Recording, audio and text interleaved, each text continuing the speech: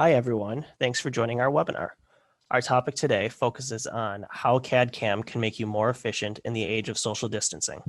My name is Adam, Content Marketing Specialist with Schein, and I'll be your moderator. If you have questions during today's presentation, please add them to the Q&A section of your control panel, and we'll answer as many as we can at the conclusion of the webinar. This webinar is sponsored by Schein Dental, and no CE credits are being offered for viewing this presentation. Our speaker today is Dr. Bob Conte.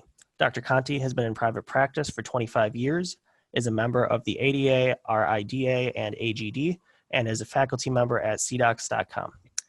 Thank you, Dr. Conte, for joining us today. Over to you. Thank you. Appreciate it. I hope everybody's doing well in these interesting times. Today's webinar, we're going to look at some strategies for trying to, maintain efficiency and actually even thrive in the new era. I'm going to show you how technology plays a big role in this for me and my practice. So this was my practice when I purchased it at a very young age back in 1996. Definitely a real fixer-upper. But with good systems in place, we were able to start to grow the practice slowly. This was the one operatory I was able to work out of for the first 10 years of my career. Clearly zero technology. This is old school. We had shag rugs when I first started, so definitely not COVID friendly, but certainly super low tech. So really not my vision for what I wanted to have for a practice. So again, with good systems, we were able to grow to the point where I was able to renovate an existing home, and basically in 2006, build my dream practice. So this practice had 7 operatories, all brand new. We made a commitment at this point to be 100% paperless, which again is a super positive thing in the COVID era. We made the commitment to go completely digital, with all of our operatories having computers and flat screen TVs, digital radiography, digital pan, and most importantly, CEREC. This was 14 years ago, CEREC RedCam, but we were committed to being that digital office, trying to set ourselves apart from really the rest of the dentists in the area. And at this point, I thought I was done. But during COVID, we finished up a renovation of 4 more operatories and created an existing milling station. And we had our grand opening right in the middle of it all. So brand new renovated practice, 4 operatories, more technology, and 0 customers. So even though my shirt says 2020 sucks, we were working very hard to position ourselves to really explode once the governor. So my new space is significantly more high-tech than my old space. Got multiple ovens, multiple milling units. Yes, I am a CEREC geek, and much of this is going to be how CEREC and CADCAM and single-visit dentistry can impact your practice in a positive way. So at this point, I think life is pretty good. We've got it kind of figured out. But I'm just going to take you through some of the strategies that we've used to really start to thrive post-COVID. So why go digital today? Obviously, we're all a little nervous. Financially, we've been out of work for a little while, having trouble getting our staff back. But I think it's a perfect opportunity to kind of reinvent yourselves and reinvent your practice. And, COVID threw us all for a loop. And, a little more change really wouldn't be that difficult to overcome at this point. I think we've seen the worst of what we could possibly hope for in change. So what CADCAM will allow us to do is deliver better, faster, and safer dentistry. All super important in the eyes of our patients or our consumers, right? We want to have the highest quality dentistry we can perform. We want to have it to be as fast and efficient as possible, and we certainly want it to be safe. So increasing our efficiency and profitability, to me, is key for survival in these times. So again, the goals of the webinar: how to basically leverage CADCAM to create increased efficiency and profitability. Definitely going to go through some of the capabilities that you can perform with a CAD/CAM system. And then we'll just give you a few, maybe just a few pearls on what our consumer patient base looks like today. So CEREC is going through some pretty interesting changes over the last 20 to 30 years. Right now, it's as solid as it can be. It's extremely accessible. So for anyone who is fearful that the learning curve is steep, today's system is about as easy as it's ever been that I've seen in my 14 years with CEREC.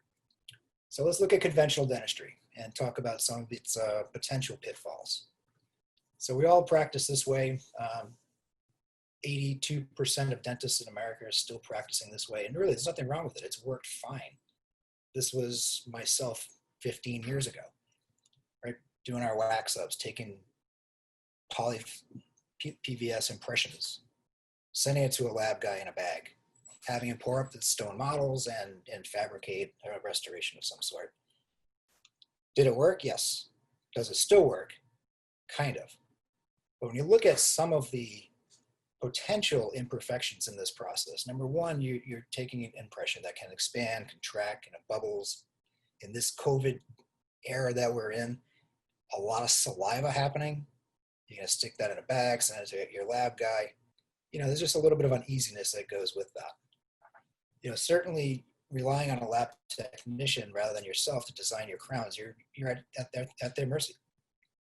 Do they fit? Yes. Do they fit great? Sometimes.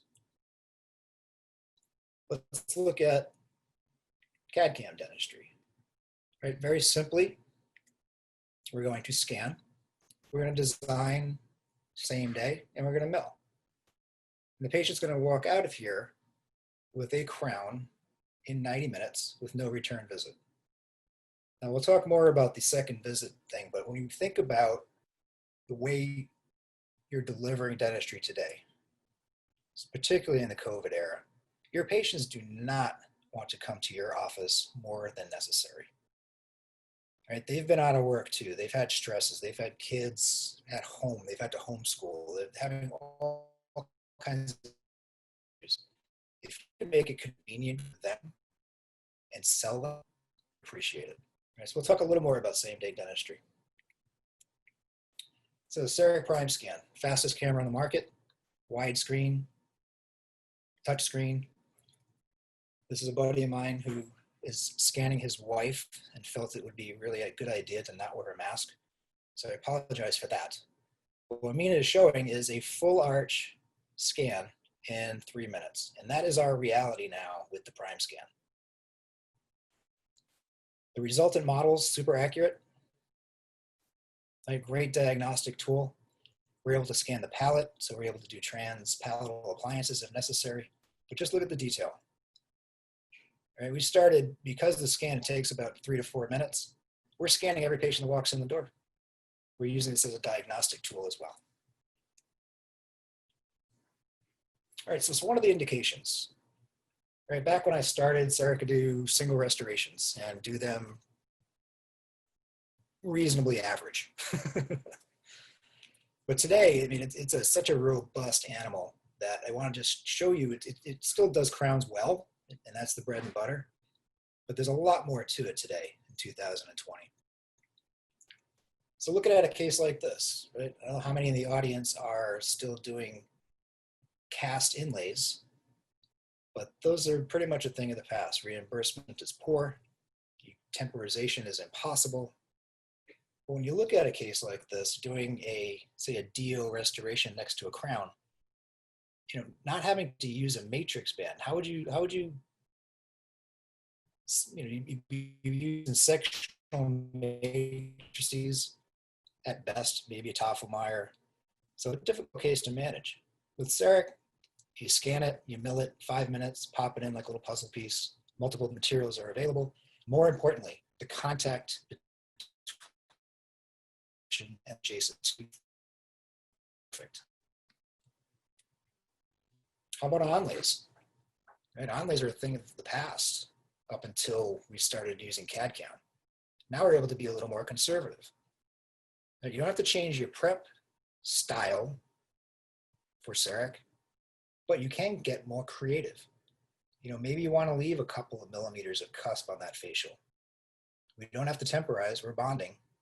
So that makes this type of restoration a very attractive option, a little more conservative. The crown is truly the bread and butter. I mean, we spend 80% of our time in the posterior putting crowns on big amalgams. Super efficient workflow. If it's a single crown, 90 minutes max, no matter the material. But that single visit goes a long way in the COVID. How many of you out there had crowns prepped and temporized prior to COVID? Right? I bet all those temps stayed on, right? Probably had a lot of deliveries when you got back. I mean, that's a world I know nothing about. We're able to do quadrants. Years ago, you can only do one tooth at a time. Now you can do up to 32 at once. So with the prime scan and the ability to full arch scan, we're doing a lot more larger cases, multiple units, single visit.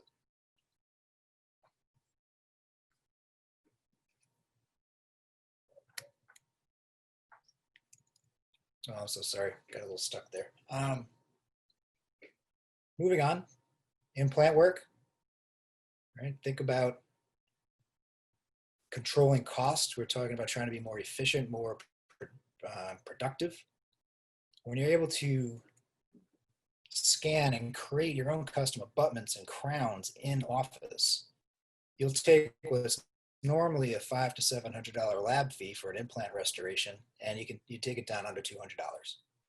And you don't sacrifice quality. We're using zirconia, we're using titanium, we're using over the top, zirconia over the top.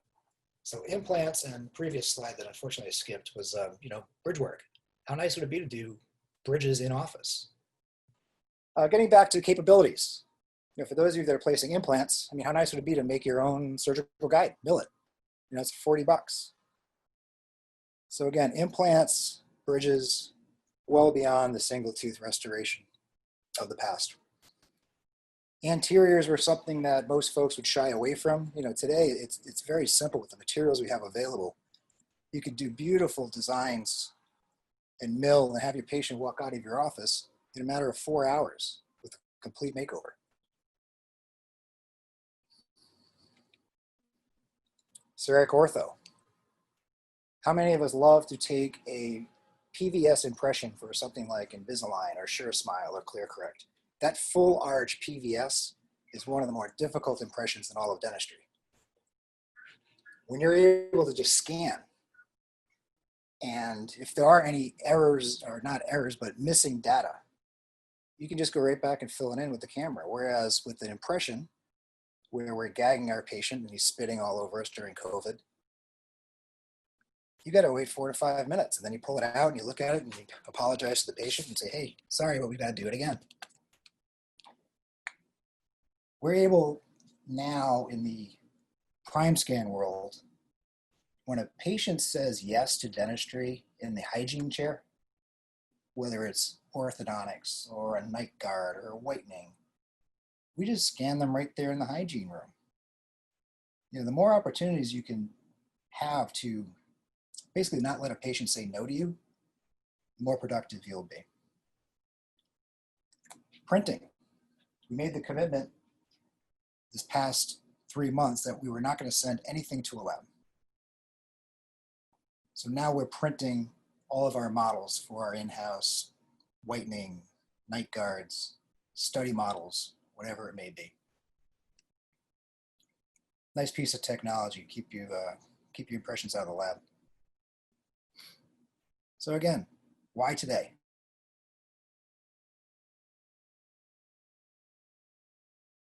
That we'll need to basically differentiate ourselves from,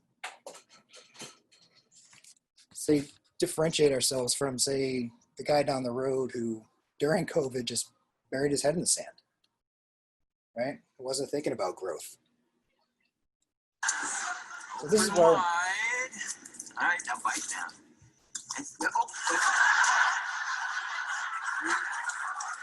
Through your nose, just breathe through your nose.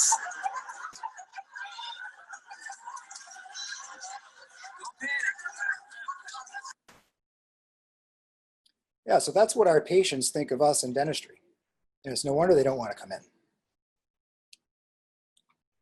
We've all got these patients. And how about this from our friend Dave Letterman? The dentist yesterday. Oh, here we go.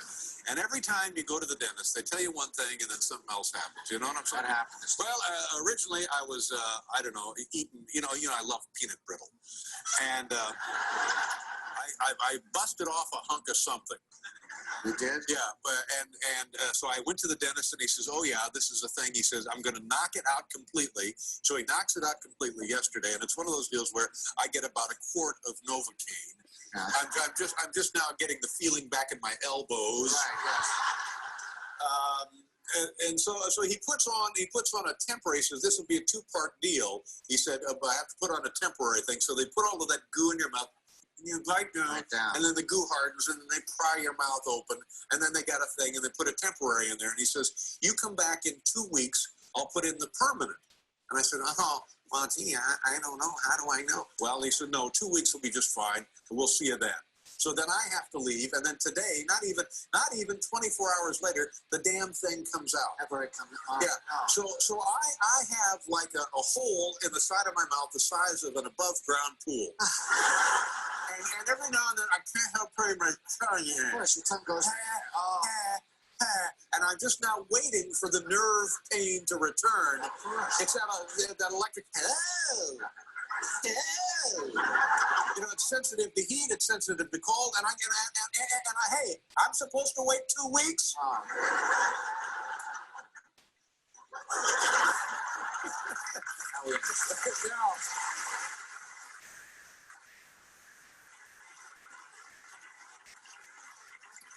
But I mean, my goodness, modern dentistry has been around for thousands of years. Modern dentistry. And look at all of the wonderful medical advancements we've made. Why can't they do it in one simple procedure? Why do I have to wait 2 weeks? Why do I have to walk around with some spare part in my mouth that I don't really want? And it doesn't really work. It didn't even make it through lunch. The damn thing didn't even make it through lunch, ladies and gentlemen. I couldn't even eat lunch. So hey, Dave, that's our patient. We think it's okay to take up their time unnecessarily and bring them back for another visit. But the reality is, if you can do it in one visit, they want it. Right? These are consumers today. These aren't just patients. This isn't old school dentistry. We have very savvy, tech-savvy patients that are now relying on technology in their day-to-day lives like never before. So many other companies have figured out ways to take down the barriers that keep a consumer from saying yes, from making a purchase, right? Dentistry, as much as we'd like to think is necessary, patients see it as discretionary. We've all been there. I can't get that filling done, but I just got back from a cruise.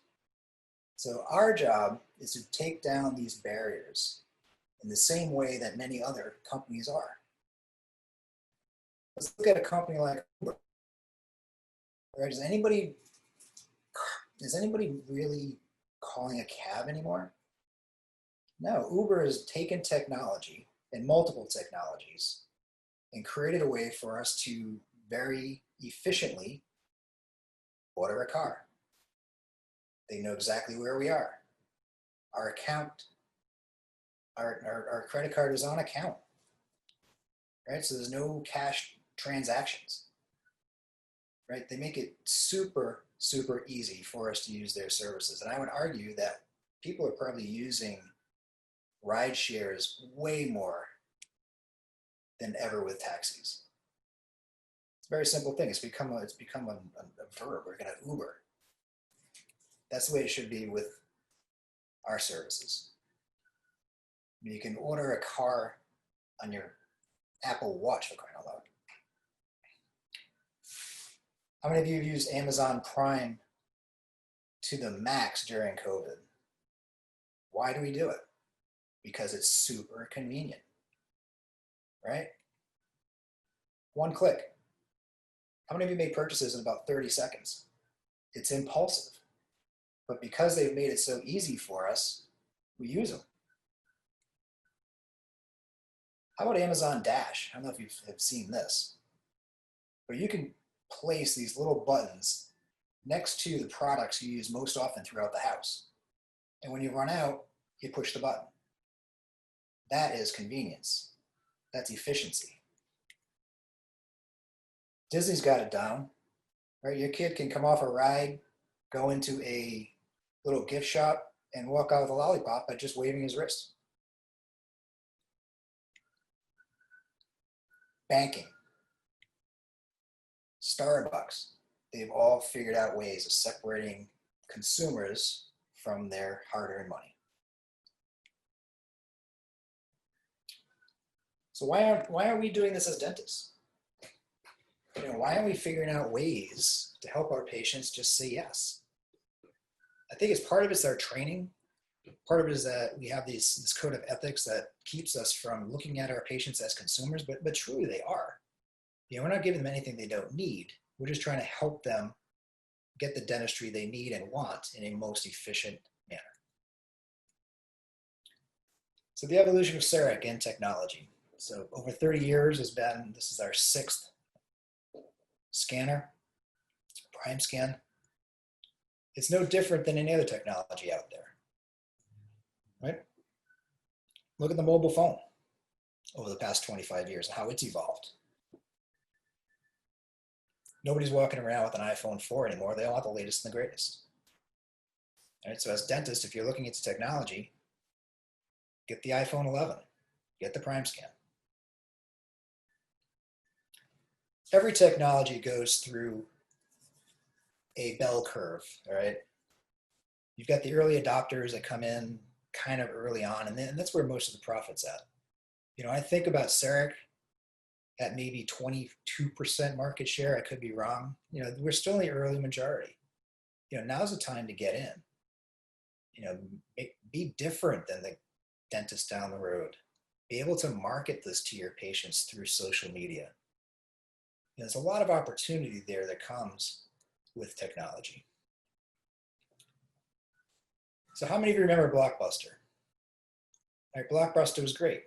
You drive to the store, you pick out a video, you're all excited, you grab some popcorn, maybe you go home, and you watch your movie. That was a good night out. Did you want to go back and return that movie the next day? No. We all have late fees because the fun's over. There's no excitement in dropping off an old VHS tape. You're excited going in, but not so much coming out. So today, everybody's streaming. It's immediate. It's a consumer wants immediate satisfaction. I want to watch a movie. I want to watch it now. And I want to watch it efficiently. Interestingly enough, Blockbuster had an opportunity many years ago to buy Netflix. And the geniuses at Blockbuster decided that nobody would be streaming video. And where are they now? All right, this is where we're at in digital dentistry. We're Netflix. We get it immediately. So the elephant in the room, is this worth all that money? There's a lot of different ways to look at the profit center that is CEREC. There's a lot of ways to look at technology as, is the investment worth it? I've always felt that investing in ourselves, whether it's in our practice or for our patients, always comes back to us. But let's break this down gently. All right, I feel the first one, the lab savings, to me it's the dumbest, but it's the most measurable. So when someone's looking into technology like this and basically looking at the ROI, or return on investment, first thing you look at is the labs. So most dental practices are running at about 5 to 8% of their gross, their crown and bridge lab. You guys can check your numbers. 5% is kind of low end, 8% kind of on the high end. But if you look at $1 million dental practice, 8% of $1 million is a lot of money. So I always feel, why not pay myself instead of my lab and then make my payment for my technology and keep the rest, right? You're paying somebody to do your crowns. Why not just pay yourself to do them? Impression material is not free. It's actually quite costly and wasteful. It's also, just another means of saliva transmission in these interesting times. Maybe eliminate that. Temporaries aren't free either. I think the highest cost for a temporary is, quite honestly, is when they fall out. And you bring the patient back for another visit. And we got to set up the room a second time. And we've got to don all of our super expensive, hard to get PPEs to just re-cement this temp. Now I look at this from a consumer standpoint. I came into your office and you prepared my tooth for a crown, and it's not the most comfortable thing, but I got through it because I know I needed it. And then my temp falls off. Now I'm aggravated. I paid you a lot of money, and now I've got to get out of work again to come at a time of day that is convenient for the practice. Because when your patients call with a temporary crown in their hand, the first thing your assistant says is, where can I put them? And we very conveniently say, well, 3 o'clock works for us. That sounds good. So Mr. Patient here has to convince his boss, just got back to work because he was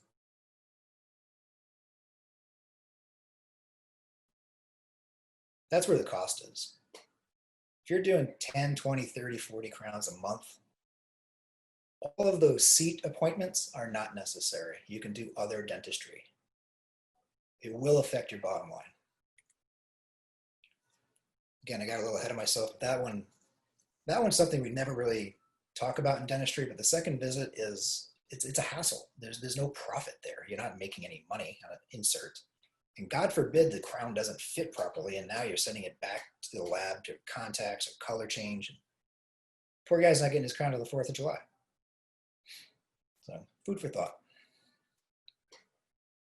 So one of the main ways we stay very efficient with our system is delegation. We've been able to delegate quite a bit of this process to our trained staff. And quite honestly, they embrace it. They would rather create beautiful restorations for our patients than, say, suck spit all day. But this is a way for you, leader, to be more efficient. The less time you're with the patient, the more time you can be with others. So let's look at the workflow very quickly. Book for 90. You got to give anesthesia. You're going to prep the tooth and image and then get out. So doctor is generally half an hour in the front part of this appointment. Now, if your staff is trained, they'll do the design work for you. They will basically create the digital crown. They'll push the button and mill it. And then you can either trust them to try it in, or you can pop in at some point and try it in. With zirconia, we don't do a try-in, and it's more technical reasons, but we just go straight to the oven. So there's some stain and glaze. Some materials require processing by either crystallization or sintering. Again, that's not doctor work. That's assistant time.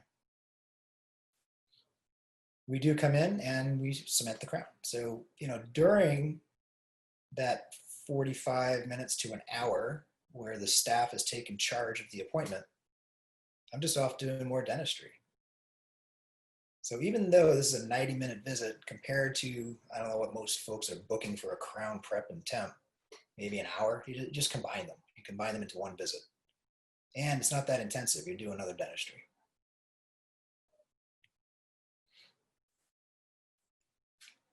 Again, involving the staff really energizes them. I think my staff does a better job of staining glaze than I do. So let's look at getting paid. There's a couple interesting factors at work here. A lot of us will see patients in need of, say, crown and bridge work on an emergent basis. Right? They call you up, they broke a cusp, they're upset. When can I get in? If you have systems in place where you're able to pre-screen well, pull up digital images of the tooth in question, research the patient's benefit plan if they have any, and prepare them that if Mr. Jones, doctor deems it necessary for this broken tooth to have a crown made for you, we'll be able to do it today, and your out-of-pocket expense is this. They come in ready for dentistry. Right? Those of you that bring your patients in for a quick look-see, smooth it off, put some composite in, those guys are gone. I mean, they'll come back eventually, but it's nice to be able to satisfy a patient's needs right there on the spot. They're ready. They're open. Now, as far as payments go, something that we did with COVID is we kind of decentralized our payment station. So not everything had to go through the front desk. And we've got a portable POS. We've trained the staff on collecting payments. As long as you're upfront with your patients and understand their patients, we play it off as we're just trying to decentralize the central front desk. Would you like to take care of that here in the private treatment room? It has been really well received. Like dentists, I mean, myself included, I thought it would be kind of weird going into a patient's room with payment expected. But quite honestly, that's what's happening across many, many businesses. And look at Apple. You're more than happy just to put your credit card down. Right? Restaurants, you want to bring me the machine? I'm more than happy to get out. So it's a pretty, it's one idea that we had during COVID that's actually helped us be more efficient.